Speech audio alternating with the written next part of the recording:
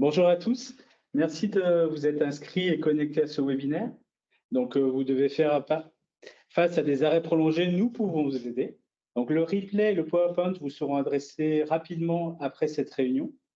N'hésitez pas à poser des questions via le petit icône en haut au centre Q&A.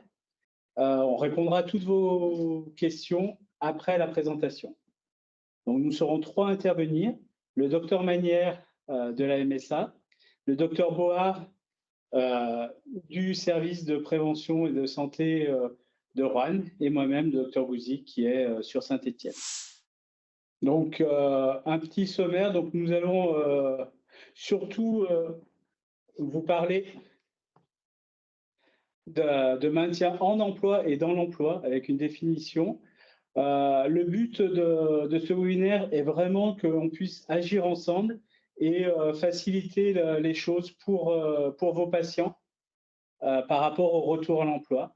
Et une grande partie du webinaire sera consacrée à la visite de pré-reprise.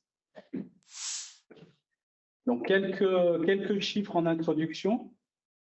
Ce qu'il faut savoir, c'est qu'une personne sur deux en arrêt de travail de plus de 6 mois ne reprendra pas son activité professionnelle, selon le chiffre de la Caisse nationale d'assurance maladie, ce qui est impressionnant et ce qui est dans nos pratiques complètement réel. 20% des personnes âgées de 18 à 54 ans en emploi au moment d'un diagnostic de cancer ne travaillent plus 5 ans plus tard. Et en 2020, les inaptitudes en France ont représenté 2,5% de l'ensemble des visites médicales réalisées par les médecins du travail, ce qui est aussi très, très important puisque près de 100 000 travailleurs ont été inaptes à leur poste de travail. Donc, ce qui est important de savoir, c'est que le maintien dans l'emploi, on en fait tous les jours pendant nos visites médicales, mais tout professionnel de santé est vraiment concerné par le maintien dans l'emploi, que ce soit les médecins, les kinés, les pharmaciens, les infirmiers, les psychologues. Il est important de savoir que plus l'arrêt de travail dure, plus il est difficile pour le patient et le salarié de reprendre le travail. Donc, si votre patient est en arrêt de travail depuis plus de 30 jours, si vous doutez de sa capacité à reprendre ou vous avez des inquiétudes concernant son avenir professionnel, il est important de pouvoir lui conseiller de prendre contact avec le médecin du travail. La loi santé de travail donc, du 2 août 2021 a changé les choses par rapport au maintien dans l'emploi, puisque le maintien dans l'emploi est devenu un axe prioritaire pour le ministère du Travail et le ministère de la Santé. Chaque service de santé au travail a dans ses prérogatives le maintien dans l'emploi. On a mis en place donc, dans les services de santé au travail des cellules de prévention de la désinsertion professionnelle. Par exemple, sur Saint-Étienne, la cellule se réunit toutes les 6 semaines pour discuter des cas difficiles de maintien dans l'emploi, avec en présence d'assistantes sociales de la CARSAT, en présence de médecins conseils de la CPAM, de psychologues, d'ergonomes et de médecins du travail. Et on fait le point sur les dossiers et on essaye de faire avancer les choses par rapport à la problématique des patients. Dans les nouveautés 2022 de cette loi, il y a le rendez-vous de liaison. Pendant très longtemps, on a dit aux salariés et surtout aux employeurs qu'il ne fallait pas qu'ils communiquent avec leurs salariés quand les patients étaient en arrêt de travail. En fait, le législateur a voulu cette fois-ci que les employeurs puissent communiquer avec les salariés et gardent le lien avec les salariés. Et il y a un rendez-vous de liaison qui est possible pendant l'arrêt de travail à l'initiative soit du patient, soit de l'employeur, avec présence souhaitée du médecin du travail ou du service de prévention et de santé au travail. Et ça permet en fait de garder le lien. Et une chose importante, c'est plus on garde le lien entre le patient et l'entreprise, et plus les chances de reclassement dans l'entreprise sont facilitées. Une autre visite qui a été créée, c'est la visite de mi-carrière. Cette visite de mi-carrière a lieu autour de 45 ans pour le salarié et ça permet de faire le point sur son état de santé et surtout faire le point sur sa carrière et sur le fait de savoir si dans l'avenir, il peut y avoir des soucis au niveau de sa santé. Le but, c'est vraiment d'anticiper les choses. Aujourd'hui, dans tout ce qu'on va vous dire, ça sera vraiment le mot anticipation qui va être le plus important. Et dans les nouvelles modalités, donc il y a la visite de pré-reprise avec des changements de date et de participation et la visite de reprise. Et là, je vais laisser passer la parole à ma collègue Sandrine. Oui, bonjour. Donc, Dr Bohar de Rouen. Oui, il faut, comme vous avez pu le comprendre dans les propos de mon collègue, nous cherchons à tout prix à maintenir le salarié dans une activité professionnelle et nous faisons la différence entre maintien dans l'emploi et maintien en emploi, c'est-à-dire que la première des choses, nous allons essayer de trouver toutes les solutions pour le maintenir dans son entreprise. Et si ce n'est pas possible, nous allons essayer de trouver des pistes sur un reclassement hors entreprise. Pour ce maintien en emploi, nous pouvons activer autour du patient beaucoup de personnes et d'organismes. La première des choses, c'est le contact avec vous, médecin, avec les informations que vous voudrez bien nous transmettre pour comprendre la situation médicale du salarié, mais également les kinés, les infirmières, les psychologues, tous ceux qui gravitent dans le soin autour du patient. Grâce à toutes ces infos, nous pouvons aussi activer les personnes de nos cellules internes de services de santé au travail qui comprennent des ergonomes, des assistants en santé au travail, qui vont pouvoir nous aider dans l'observation du poste et d'éventuelles améliorations à mettre en œuvre. Les autres structures avec lesquelles on peut échanger, ce sont les services de la CARSAT, les assistantes sociales, les médecins conseils, toutes les structures de Cap Emploi qui permettent de maintenir des travailleurs handicapés en emploi, la MDPH, et puis s'adresser aux financeurs que sont les AGFIP et autres structures. Alors bonjour, moi je suis Dr Manière, médecin du travail à la MSA. Donc en ce qui concerne la visite de pré-reprise, qui est l'objet de notre webinaire aujourd'hui, c'est une visite qui a lieu pendant l'arrêt de travail du salarié, qui a plusieurs objectifs et qui diffère en fonction de la situation du salarié patient. Donc, lorsque le patient est en capacité probable de reprendre son poste, on va le revoir afin de le rendre acteur de son retour en emploi. On va aussi pouvoir être un peu l'intermédiaire avec l'employeur et aider donc l'employeur dans sa démarche de maintien dans l'emploi. Tout ça pour anticiper une adaptation du poste de travail et du temps de travail. Par exemple, par le biais d'un temps partiel thérapeutique que vous pourrez prescrire. Alors, pour information, pour ce temps partiel, il n'y a pas besoin d'autorisation du service médical pour le régime général, pour la mise en place. Au niveau du régime agricole à la MSA, c'est un tout petit peu différent. Les médecins conseils autorisent de façon systématique la mise en route. Donc, il y a besoin de l'autorisation du médecin conseil, mais elle se fait de façon automatique. Ce temps partiel thérapeutique peut aussi être mis en place même sans arrêt de travail. Il n'est pas obligatoire qu'il se fasse suite immédiatement à un arrêt. On peut décider qu'en fonction de la problématique du patient, il est nécessaire pour lui d'avoir un travail allégé et donc cette prescription peut se faire alors qu'il est déjà en poste. Autre situation, quand le patient a un état de santé qui ne nous permet pas d'envisager la reprise de son poste, on peut alors intervenir pour proposer un reclassement au sein de l'entreprise. Il y a aussi la possibilité de faire un essai encadré dans l'entreprise ou une autre entreprise pendant l'arrêt de travail, c'est-à-dire que la personne va faire un stage, on peut dire comme ça, en ayant l'accord du médecin conseil, puisqu'il s'agit d'un retour sur un poste de travail pendant un arrêt, ce qui est un peu particulier, mais qui lui permettra de toucher du doigt un petit peu ce que peut être un autre poste et voir s'il est en capacité de l'effectuer.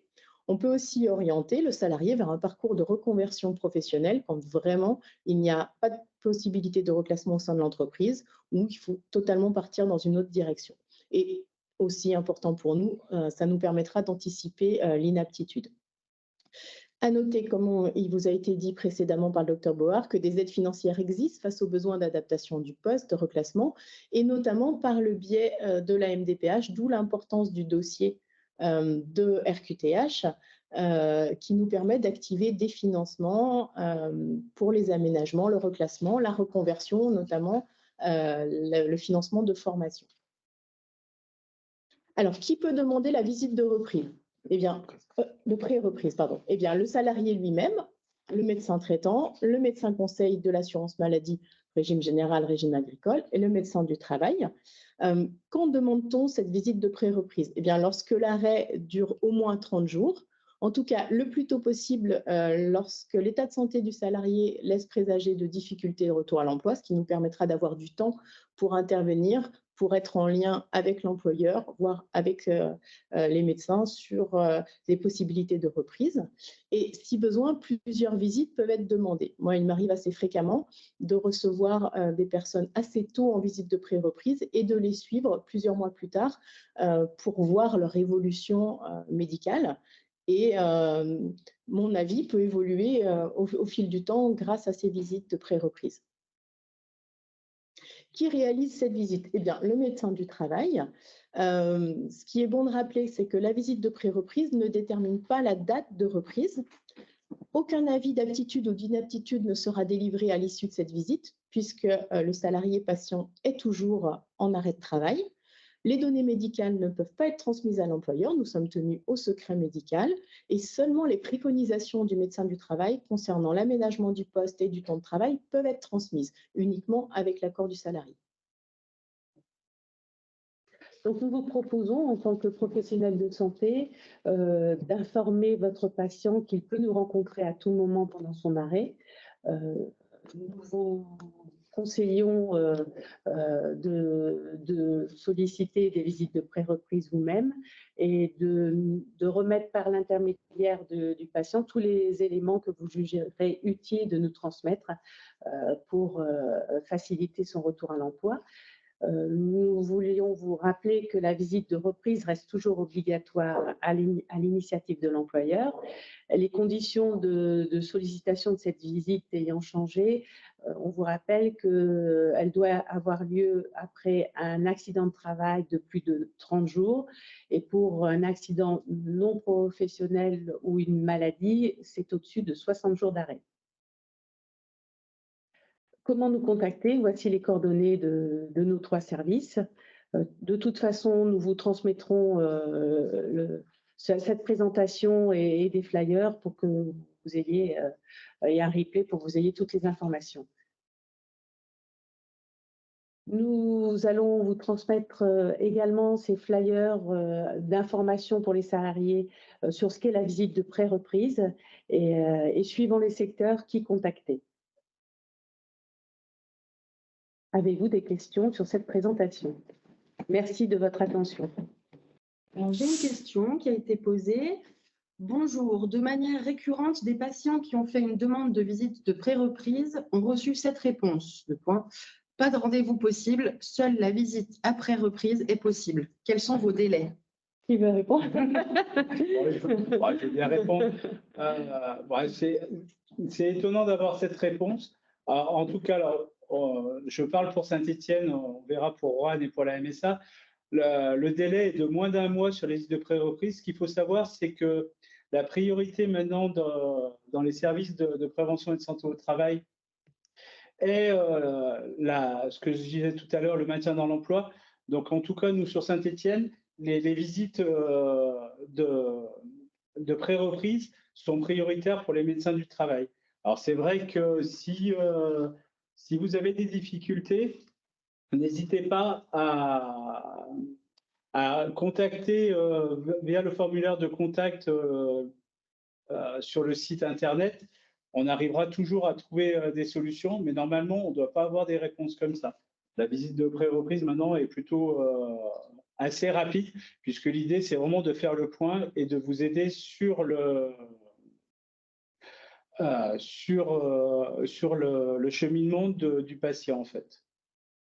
Bon, il est certain que sur Roanne, nous avons eu quelques difficultés puisque beaucoup de médecins sont partis à la retraite en même temps et que nous devions un petit peu de mal à recruter, mais les choses sont en train de rentrer dans l'ordre et normalement, demandez à vos patients de nous ressolliciter, ça devrait être possible maintenant. Tandis qu'à nous, à la MSA, nous avons un petit peu plus de chance, nous sommes au complet. Et donc, au niveau des délais, ça dépend surtout du motif, de la durée d'arrêt de travail, mais ça peut aller une réponse dans la semaine ou dans les 15 jours grand maximum. Voilà. Après, on peut recevoir des gens avec un délai plus long si on doit attendre un examen en particulier. Mais ça peut aller beaucoup plus vite chez nous. Sur le Rouennais, beaucoup de souffrance au travail dans des entreprises connues pour. Que nous conseillez-vous? Je vous conseille de demander aux salariés ou vous-même, si vous souhaitez ou si vous avez du temps, d'échanger avec le médecin du travail en téléphonant à notre standard pour trouver le médecin du travail et d'échanger sur les situations pour que l'on puisse favoriser justement ces visites de pré-reprise au plus tôt avec vos observations qui nous sont très utiles. Un salarié déclaré inapte dans mon entreprise peut-il exercer le même poste dans une autre entreprise? Oui. Oui, puisque l'avis d'aptitude ou d'inaptitude, c'est sur le poste occupé par le salarié à l'instant dans la situation présente. L'inaptitude peut être due à non seulement un problème physique, mais un problème relationnel au travail, de risques psychosociaux, etc., de RPS. Donc, effectivement, il peut exercer dans une autre entreprise avec un environnement différent. Enfin, je laisse la parole à mes confrères. C'est-à-dire que le lieu du travail fait partie du poste en lui-même. Voilà. Donc, il aura une inaptitude à son poste, donc dans l'entreprise en particulier. Mais dans une autre entreprise, finalement, c'est un autre poste, même s'il fait le même travail.